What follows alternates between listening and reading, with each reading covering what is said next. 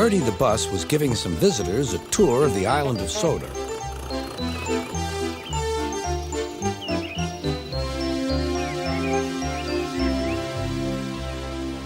It was their last afternoon, and Edward was preparing to take them to meet Bill and Ben. He found it hard to start the heavy train. Did you see him straining? Asked Henry. Positively painful, Remarked James. Just pathetic, Grunted Gordon. He should give up and be preserved before it's too late. Shut up, burst out Duck. You're all jealous. Edward's better than any of you. You're right, Duck, said BoCo. Edward's old, but he'll surprise us all. I've done it. We're off. I've done it. We're off, said Edward as he finally puffed out of the station.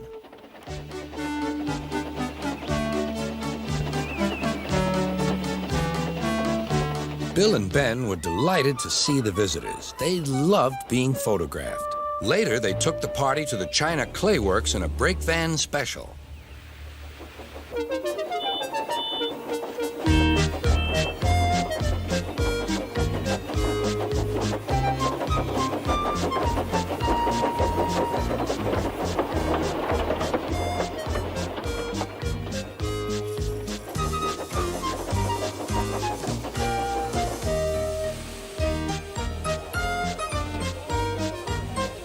Everyone had a splendid time, and the visitors were most impressed.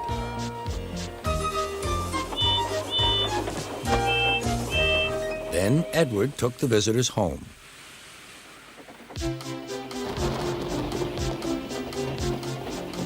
On the way, the weather changed.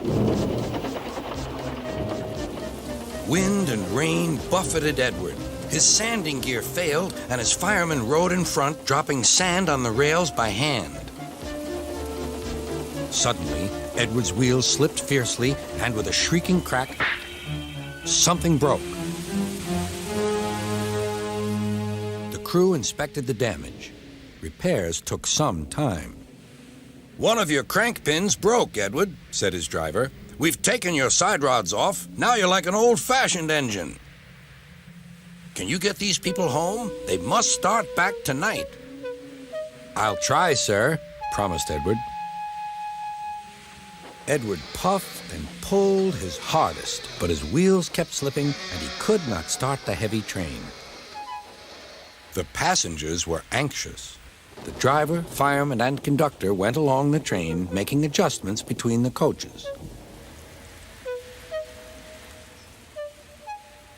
We've loosened the couplings, Edward. Now you can pick up your coaches one by one, just as you do with freight cars. That'll be much easier, said Edward. Come on, he puffed and moved cautiously forward. The first coach moving helped to start the second, and the second helped the third.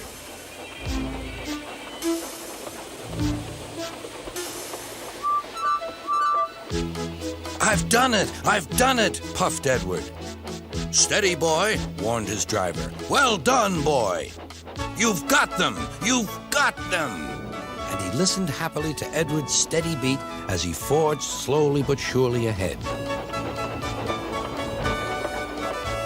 At last, battered, weary, but unbeaten, Edward steamed in.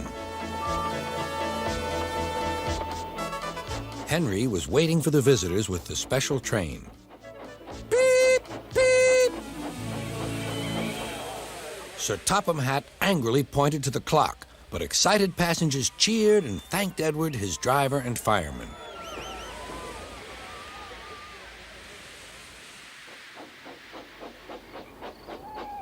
Duck and BoCo saw to it that Edward was left in peace. Gordon and James remained respectfully silent.